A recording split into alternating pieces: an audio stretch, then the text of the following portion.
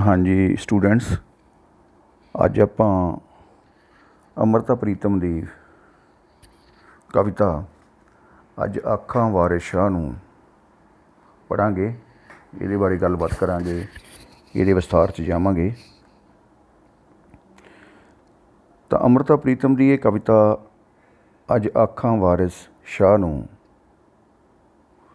ये 1947 विच ਜਦੋਂ ਹਿੰਦੁਸਤਾਨ ਅਤੇ ਪਾਕਿਸਤਾਨ ਦੀ ਵੰਡ ਹੋਈ ਤਾਂ ਉਸ ਵੰਡ ਦੇ ਦੌਰਾਨ ਬੜੀ ਤਬਾਹੀ ਮੱਚੀ, ਬੜੇ ਫਿਰਕੂ ਫਸਾਦ ਹੋਏ, ਜਿਸ ਵਿੱਚ ਧੀਆਂ ਭੈਣਾਂ ਔਰਤਾਂ ਦੀ ਬੇਪਤੀ ਹੋਈ, ਅਨੇਕਾਂ ਲੋਕ ਮਾਰੇ ਗਏ, ਮਾਸੂਮ ਲੋਕ ਮਾਰੇ ਗਏ। ਤਾਂ ਇਸ ਵਿੱਚ ਉਸ ਨੇ ਉਸ ਤਬਾਹੀ ਦਾ ਦਰਦ ਪੇਸ਼ ਕੀਤਾ, ਖਾਸ ਕਰ ਔਰਤਾਂ ਦੀ ਤਬਾਹੀ, ਔਰਤਾਂ ਦੀ ਬੇਪਤੀ ਦਾ ਦਰਦ ਪੇਸ਼ ਕੀਤਾ। ਤਾਂ ਇਸ ਵਿੱਚ ਉਹਨਾਂ ਨੇ ਮੱਧਕਾਲੀ ਕਵੀ ਸਾਡਾ ਹੋਇਆ ਵਾਰਿਸ ਸ਼ਾਹ, ਜਿਸ ਨੇ ਹੀਰ ਦਾ ਕਿੱਸਾ ਲਿਖਿਆ ਸੀ। ਅਤੇ ਇਸ ਵਿੱਚ ਅੰਮ੍ਰਿਤਾ ਪ੍ਰੀਤਮ ਨੇ ਵਾਰਿਸ ਸ਼ਾਹ ਨੂੰ ਯਾਦ ਕੀਤਾ ਕਿ ਵਾਰਿਸ ਸ਼ਾਹ, ਤੂੰ ਹੀਰ ਦਾ ਕਿੱਸਾ ਲਿਖ ਕੇ ਹੀਰ ਦਾ ਦਰਦ ਬਿਆਨ ਕੀਤਾ। ਅੱਜ ਫਿਰਕੂ ਫਸਾਦਾਂ ਦੀ ਭੇਟ ਚੜ੍ਹ ਕੇ ਅਨੇਕਾਂ ਹੀਰਾਂ ਉਸ ਤੋਂ ਵੀ ਵੱਧ ਦਰਦਮੰਦ ਨੇ। ਤਾਂ ਇਹਨਾਂ ਦਾ ਦਰਦ ਕਹਿਣ ਵਾਲਾ ਜਾਂ ਇਹਨਾਂ ਦਾ ਦਰਦ ਸਮਝਣ ਵਾਲਾ ਕੋਈ ਨਹੀਂ। ਤਾਂ ਉਸ ਨੇ ਇੱਕ ਵਾਰਿਸ ਸ਼ਾਹ ਰਾਹੀਂ ਬੁੱਧੀਜੀਵੀਆਂ ਨੂੰ ਵੀ, ਲੇਖਕਾਂ ਨੂੰ ਵੀ, ਉਸ ਸਮੇਂ ਦੇ ਚਿੰਤਕਾਂ ਨੂੰ ਵੀ ਉਹਨਾਂ ਬੇਪਤੀਆਂ ਬਾਰੇ, ਉਹਨਾਂ ਫਿਰਕੂ ਫਸਾਦਾਂ ਬਾਰੇ ਬੋਲਣ ਲਈ ਵੰਗਾਰਿਆ ਹੈ ਅਤੇ ਉਹਨਾਂ ਦਰਦਮੰਦਾਂ ਪ੍ਰਤੀ ਹਾਂ ਦਾ ਨਾਅਰਾ ਮਾਰਿਆ ਹੈ। ਤਾਂ ਆਪਾਂ ਕਵਿਤਾ ਪੜ੍ਹਦੇ ਹਾਂ। ਅੱਜ ਆਖਾਂ ਵਾਰਿਸ ਸ਼ਾਹ ਨੂੰ ਕਿਤੇ ਕਬਰਾਂ ਵਿੱਚੋਂ ਬੋਲ, ਤੂੰ ਅੱਜ ਕਿਤਾਬੇ ਇਸ਼ਕ ਦਾ ਕੋਈ ਅਗਲਾ ਵਰਕਾ ਫੋਲ। ਇੱਕ ਰੋਈ ਸੀ ਧੀ ਪੰਜਾਬ ਦੀ, ਤੂੰ ਲਿਖ ਲਿਖ ਮਾਰੇ ਵੈਣ, ਅੱਜ ਲੱਖਾਂ ਧੀਆਂ ਰੋਂਦੀਆਂ ਤੈਨੂੰ ਵਾਰਿਸ ਸ਼ਾਹ ਨੂੰ ਕਹਿਣ। ਤਾਂ ਉਹਨੇ ਆਖਿਆ ਕਿ ਹੇ ਵਾਰਿਸ ਸ਼ਾਹ, ਤੂੰ ਕਿਤੇ ਕਬਰਾਂ ਵਿੱਚੋਂ ਹੀ ਬੋਲ ਪਾ। ਤਾਂ ਅੱਜ ਕਿਤਾਬੇ ਇਸ਼ਕ ਕਿਹਾ ਜਾਂਦਾ ਹੀਰ ਦੇ ਕਿੱਸੇ ਨੂੰ। ਉਹ ਕਹਿੰਦੇ ਉਹ ਤਾਂ ਪੂਰਾ ਹੋ ਗਿਆ ਸੀ, ਹੁਣ ਕੋਈ ਅਗਲਾ ਵਰਕਾ ਲਿਖ ਇਹਦੇ ਬਾਰੇ। ਇੱਕ ਪੰਜਾਬ ਦੀ ਧੀ ਰੋਈ ਸੀ, ਮਤਲਬ ਹੀਰ ਦਾ ਦਰਦ ਤੈਨੂੰ ਆਇਆ ਅਤੇ ਤੂੰ ਕਿੱਡਾ ਲੰਬਾ ਕਿੱਸਾ ਲਿਖ ਕੇ ਵੈਣ ਪਾਏ। ਅਤੇ ਅੱਜ ਪੰਜਾਬ ਦੀਆਂ ਲੱਖਾਂ ਧੀਆਂ ਰੋਂਦੀਆਂ ਪੁਕਾਰ ਕਰ ਰਹੀਆਂ ਤੈਨੂੰ ਕਿ ਤੂੰ ਸਾਡੇ ਦਰਦ ਦੀ ਗੱਲ ਵੀ ਕਰ। ਉੱਠ ਦਰਦਮੰਦਾਂ ਦਿਆ ਦਰਦੀਆ, ਉੱਠ ਤੱਕ ਆਪਣਾ ਪੰਜਾਬ, ਅੱਜ ਵਿਹਲੇ ਲਾਸ਼ਾਂ ਵਿਛੀਆਂ ਅਤੇ ਲਹੂ ਦੀ ਭਰੀ ਚਨਾਬ। ਤਾਂ ਉਸ ਨੇ ਕਿਹਾ ਕਿ ਜਿਹੜਾ ਬੇਲਾ ਸੀਗਾ, ਬੇਲਾ ਮਤਲਬ ਦਰਿਆ ਦੇ ਨਾਲ ਦਾ ਜਿਹੜਾ ਜੰਗਲ ਹੋਵੇ ਉਸ ਨੂੰ ਅਸੀਂ ਬੇਲਾ ਕਹਿੰਦੇ ਹਾਂ। ਤਾਂ ਬੇਲੇ ਦੇ ਵਿੱਚ ਰਾਂਝੇ ਨੇ ਮੱਝਾਂ ਚਾਰੀਆਂ ਸੀ। ਉਹ ਕਹਿੰਦੇ ਜਿੱਥੇ ਪ੍ਰੀਤਾਂ ਦੀ ਗੱਲ ਹੁੰਦੀ ਸੀ ਉੱਥੇ ਲਾਸ਼ਾਂ ਹੀ ਲਾਸ਼ਾਂ ਵਿਛੀਆਂ ਪਈਆਂ, ਅਤੇ ਉਹ ਦਰਿਆ ਲਹੂ ਦਾ ਭਰਿਆ ਹੋਇਆ ਚਨਾਹ ਵਗ ਰਿਹਾ। ਪੰਜਾਬ ਦੇ 5 ਦਰਿਆ ਨੇ ਅਤੇ ਸਾਰੇ 5 ਪਾਣੀਆਂ ਵਿੱਚ ਕਿਸੇ ਨੇ ਜ਼ਹਿਰ ਮਿਲਾ ਦਿੱਤੀ ਆ। ਵੱਖਰੇਪਣ ਦੀ, ਸਾਜ਼ਿਸ਼ਾਂ ਦੀ, ਦੰਗਿਆਂ ਦੀ ਜ਼ਹਿਰ ਫੈਲਾ ਦਿੱਤੀ ਹੈ। ਅਤੇ ਉਹਨਾਂ ਪਾਣੀਆਂ ਧਰਤ ਨੂੰ ਦਿੱਤਾ ਪਾਣੀ ਲਾ, ਇਸ ਜਰਖੇਜ਼ ਜ਼ਮੀਨ ਦੇ ਲੂੰ ਲੂੰ ਫੁੱਟਿਆ ਜ਼ਹਿਰ, ਗਿੱਠ ਗਿੱਠ ਚੜ੍ਹੀਆਂ ਲਾਲੀਆਂ, ਫੁੱਟ ਫੁੱਟ ਚੜ੍ਹਿਆ ਕਹਿਰ। ਤਾਂ ਉਹ ਕਹਿੰਦੇ ਜਦੋਂ 5 ਪਾਣੀਆਂ ਵਿੱਚ ਜ਼ਹਿਰ ਮਿਲ ਗਿਆ ਅਤੇ ਉਹ ਜ਼ਹਿਰ ਸਾਰੀ ਧਰਤੀ ਨੂੰ ਲੱਗ ਗਿਆ। ਮਤਲਬ ਇਹ ਹੌਲੀ ਹੌਲੀ ਆਮ ਖਾਸ ਸਾਰੇ ਲੋਕਾਂ ਤੱਕ ਇਹ ਫਸਾਦਾਂ ਦੀ ਅੱਗ ਪਹੁੰਚ ਗਈ।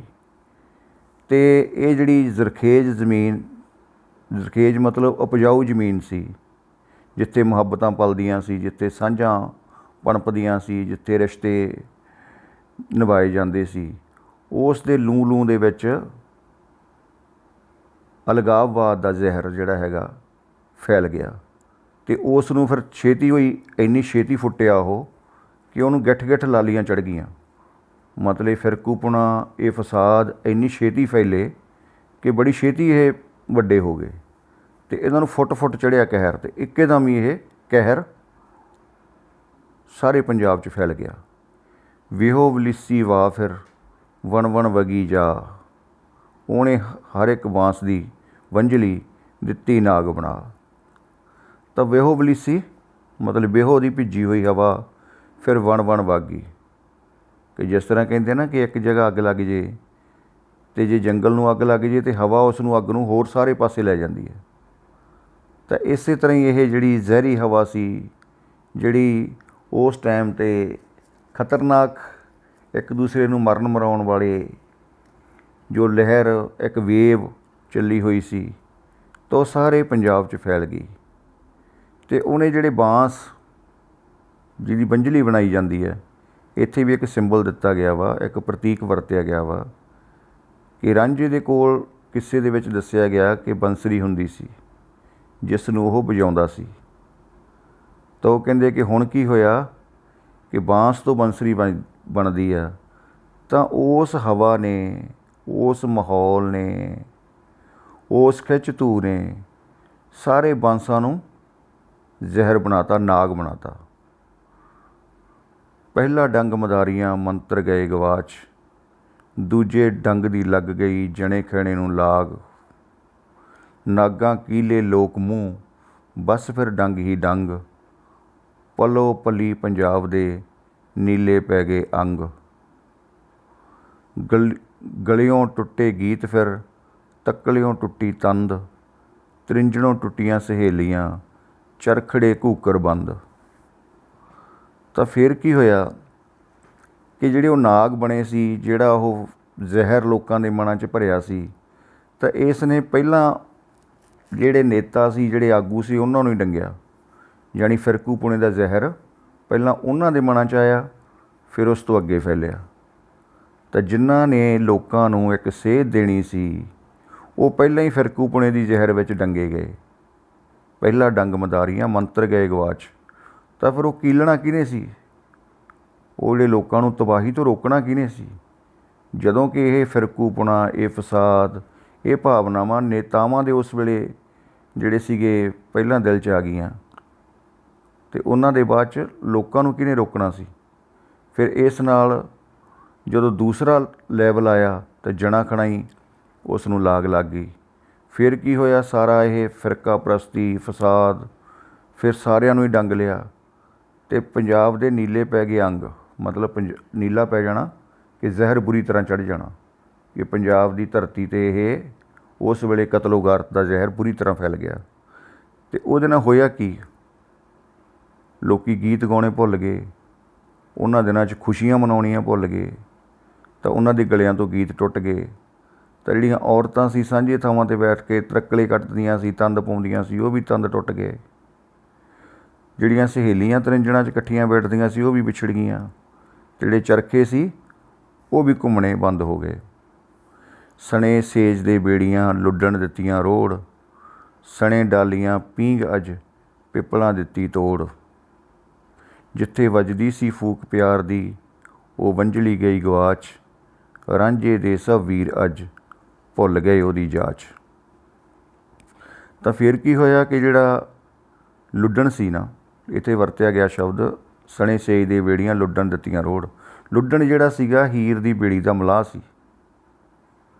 ਉੱਤੇ ਇੱਕ ਪਲੰਘ ਬਿਸਤਰਾ ਵਿਛਿਆ ਹੁੰਦਾ ਸੀ, ਜਿਸ 'ਤੇ ਹੀਰ ਬੈਠ ਕੇ ਜਾਂ ਉਸ ਦੀਆਂ ਸਹੇਲੀਆਂ ਬੈਠ ਕੇ ਨਦੀ ਦੇ ਇੱਕ ਪਾਸੇ ਤੋਂ ਦੂਸਰੇ ਪਾਸੇ ਤੱਕ ਸੈਰ ਕਰਦੀਆਂ ਸੀ, ਅਤੇ ਲੁੱਡਣ ਉਹਨਾਂ ਨੂੰ ਉਸ ਬੇੜੀ ਦਾ ਮਲਾਹ ਸੀ, ਜੋ ਉਹਨਾਂ ਨੂੰ ਇਸ ਤਰ੍ਹਾਂ ਇੱਕ ਕਿਨਾਰੇ ਤੋਂ ਦੂਸਰੇ ਕਿਨਾਰੇ ਤੱਕ ਸੈਰ ਕਰਵਾਉਂਦਾ ਸੀ। ਤਾਂ ਉਹ ਕਹਿੰਦੇ ਵੀ ਹੁਣ ਪੋਜੀਸ਼ਨ ਇਹ ਬਣ ਗਈ ਆ ਵੀ ਜਿਹੜੇ ਲੁੱਡਣ ਸੀ ਉਹਨਾਂ ਨੂੰ ਵੀ ਕਿਸੇ ਧੀਆਂ ਭੈਣਾਂ ਦੇ ਇਸ ਤਰ੍ਹਾਂ ਖੁਸ਼ੀਆਂ ਦੇ ਚਾਵਾਂ ਵਿੱਚ ਸ਼ਰੀਕ ਹੋਣ ਦਾ ਮੌਕਾ ਨਹੀਂ ਰਿਹਾ। ਉਹਨਾਂ ਨੇ ਵੀ ਆਪਣੀਆਂ ਬੇੜੀਆਂ ਖ਼ਤਮ ਕਰ ਦਿੱਤੀਆਂ, ਅਤੇ ਪਿੱਪਲਾਂ 'ਤੇ ਜਿਹੜੀਆਂ ਸਖੀਆਂ ਸਹੇਲੀਆਂ ਇਕੱਠੀਆਂ ਹੋ ਕੇ ਪੀਂਘਾਂ ਪਾਉਂਦੀਆਂ ਸੀ, ਉਹ ਪੀਂਘਾਂ ਪਿੱਪਲਾਂ ਨੇ ਆਪਣੀ ਆਪ ਹੀ ਤੋੜਤੀਆਂ। ਅਤੇ ਜਿੱਥੇ ਰਾਂਝੇ ਦੀ ਵੰਝਲੀ ਦੀ ਫੂਕ ਵੱਜਦੀ ਸੀ, ਜਿੱਥੇ ਉਹ ਪਿਆਰ ਦਾ, ਸਨੇਹ ਦਾ ਗੀਤ ਦਾ ਸੁਨੇਹਾ ਦਿੰਦਾ ਸੀ, ਉਹ ਵੰਝਲੀ ਵੀ ਗਵਾਚ ਗਈ। ਅਤੇ ਰਾਂਝੇ ਦੇ ਵੀਰ ਮਤਲਬ ਪੰਜਾਬ ਦੇ ਨੌਜਵਾਨ ਜੋ ਹੈ ਤਿਆਗ, ਬਲੀਦਾਨ ਜਾਂ ਸਨੇਹ ਦੀ ਜਾਚ ਜਿਹੜੀ ਭੁੱਲ ਗਏ। ਧਰਤੀ 'ਤੇ ਲਹੂ ਵਸਿਆ, ਕਬਰਾਂ ਪਈਆਂ ਚੋਣ, ਪ੍ਰੀਤ ਦੀਆਂ ਸ਼ਹਿਜ਼ਾਦੀਆਂ ਵਿੱਚ ਮਜ਼ਾਰਾਂ ਰੋਣ। ਤਾਂ ਧਰਤੀ 'ਤੇ ਲਹੂ ਹੀ ਲਹੂ ਜਿਹੜਾ ਸੀ ਉਹ ਨਜ਼ਰ ਆਉਣ ਲੱਗ ਪਿਆ। ਇੰਨਾ ਲਹੂ ਕਿ ਕਬਰਾਂ ਵਿੱਚੋਂ ਵੀ ਲਹੂ ਚੋਣ ਲੱਗ ਪਿਆ। ਜੋ ਪ੍ਰੀਤ ਦੀਆਂ ਸ਼ਹਿਜ਼ਾਦੀਆਂ, ਜੋ ਨੌਜਵਾਨ ਲੜਕੀਆਂ ਸਨ, ਤਾਂ ਉਹਨਾਂ ਦੇ ਕਈਆਂ ਦੇ ਸੁਹਾਗ ਉੱਜੜ ਗਏ, ਕਈਆਂ ਦੇ ਮੰਗੇਤਰ, ਕਿਸੇ ਦਾ ਇੱਧਰ ਰਹਿ ਗਿਆ, ਕਿਸੇ ਦਾ ਮੰਗੇਤਰ ਮਾਰ ਦਿੱਤਾ ਗਿਆ, ਕਈਆਂ ਦੀਆਂ ਬੇਪਤੀਆਂ ਹੋਈਆਂ। ਤਾਂ ਉਹ ਫਿਰ ਕਹਿੰਦੀ ਅੱਜ ਪੋਜੀਸ਼ਨ ਇਹ ਆ ਕਿ ਉਹ ਮਜ਼ਾਰਾਂ ਵਿੱਚ ਜਾ ਕੇ ਰੋਂਦੀਆਂ। ਮਜ਼ਾਰ ਕੀ ਹੁੰਦਾ ਕਿ ਜਿੱਥੇ ਮੁਸਲਿਮ ਕਿਸੇ ਪੀਰ ਫਕੀਰ ਦੀ ਕਬਰ ਹੋਵੇ, ਉੱਥੇ ਜਗ੍ਹਾ ਬਣਾ ਦਿੱਤੀ ਜਾਵੇ।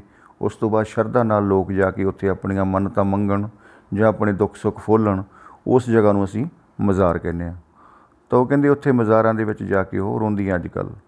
ਅੱਜ ਸਭੇ ਕੈਦੋਂ ਬਣ ਗਏ, ਹੁਸਨ ਇਸ਼ਕ ਦੇ ਚੋਰ, ਅੱਜ ਕਿੱਥੋਂ ਲਿਆਈਏ ਲੱਭ ਕੇ ਵਾਰਿਸ ਸ਼ਾਹ ਇੱਕ ਹੋਰ। ਤਾਂ ਜਿਹੜਾ ਕੈਦੋਂ ਪਾਤਰ ਸੀਗਾ, ਇਸ ਦੇ ਬਾਰੇ ਵਾਰਿਸ ਸ਼ਾਹ ਦੇ ਕਿੱਸੇ 'ਚ ਆਉਂਦਾ ਕਿ ਉਹ ਹੀਰ ਦਾ ਚਾਚਾ ਸੀਗਾ। ਤਾਂ ਉਸ ਨੇ ਹੀ ਕਿਹਾ ਜਾਂਦਾ ਕਿ ਸਭ ਤੋਂ ਪਹਿਲਾਂ ਹੀਰ ਅਤੇ ਰਾਂਝੇ ਦੀ ਪ੍ਰੀਤ ਕਹਾਣੀ ਨਗਰ ਵਿੱਚ ਅਤੇ ਹੀਰ ਦੇ ਬਾਪ ਤੱਕ ਪਹੁੰਚਾ ਕੇ ਬਦਨਾਮ ਕੀਤੀ ਸੀ। ਝੂਠੀਆਂ ਸੱਚੀਆਂ ਗੱਲਾਂ ਉਸੇ ਨੇ ਲਾਈਆਂ ਸੀ। ਤਾਂ ਉਹਨੇ ਕਿਹਾ ਕਿ ਅੱਜ ਸਾਰੇ ਹੀ ਇਸ ਤਰ੍ਹਾਂ ਦੀਆਂ ਝੂਠੀਆਂ ਸੱਚੀਆਂ ਗੱਲਾਂ, ਬਦਨਾਮੀ ਵਾਲੀਆਂ ਗੱਲਾਂ ਕਰਨ ਲੱਗ ਪਏ। ਸਾਰੇ ਹੀ ਕੈਦੋਂ ਬਣ ਗਏ, ਸਾਰੇ ਹੀ ਇਸ਼ਕ ਮੁਹੱਬਤ ਦੇ ਚੋਰ ਬਣ ਗਏ। ਅਤੇ ਉਹ ਕਹਿੰਦੇ ਫਿਰ ਇਹੋ ਜਿਹਾ ਬੰਦਾ ਦਾਨਸ਼ਵਰ, ਇਹੋ ਜਿਹਾ ਸਾਂਝਾ ਬੰਦਾ ਕਿੱਥੋਂ ਲੈ ਕੇ ਆਈਏ ਜਿਹੜਾ ਬੰਦਾ ਸੱਚ ਦੀ ਗੱਲ ਕਰੇ। ਜਿਵੇਂ ਹੁਣ ਵਾਰਿਸ ਸ਼ਾਹ ਨੇ ਸਾਰੇ ਪਾਤਰਾਂ ਨੂੰ ਸਿਰਜਿਆ, ਪਰ ਅਖੀਰ 'ਤੇ ਉਹਨੇ ਸੱਚ ਦੀ ਗੱਲ ਕੀਤੀ ਹੈ। ਅਤੇ ਉਹ ਕਹਿੰਦੇ ਅੱਜ ਸਾਨੂੰ ਇਸ ਚੀਜ਼ ਦੀ ਬੜੀ ਲੋੜ ਆ ਕਿ ਐਸੇ ਮਾਹੌਲ ਦੇ ਵਿੱਚ ਵਾਰਿਸ ਸ਼ਾਹ ਵਰਗਾ ਦਾਨਸ਼ਵਰ, ਕੋਈ ਫਿਲਾਸਫਰ, ਕੋਈ ਚਿੰਤਕ, ਕੋਈ ਕਵੀ ਸਾਂਝਾ ਆਵੇ ਜਿਹੜਾ ਇਹ ਸਾਰੇ ਦੇ ਨਿਆਂ ਕਰਦਾ ਹੋਇਆ ਸੱਚ ਦੀ ਗੱਲ ਕਰੇ। ਤਾਂ ਇਸੇ ਤਰ੍ਹਾਂ ਹੀ ਆਪਾਂ ਦੂਸਰੀਆਂ ਪੋਇਮਸ ਵੀ, ਹੋਰਾਂ ਕਵੀਆਂ ਦੀਆਂ ਪੋਇਮਸ ਵੀ ਆਪਾਂ ਡਿਸਕਸ ਕਰਦੇ ਰਹਾਂਗੇ। ਧੰਨਵਾਦ।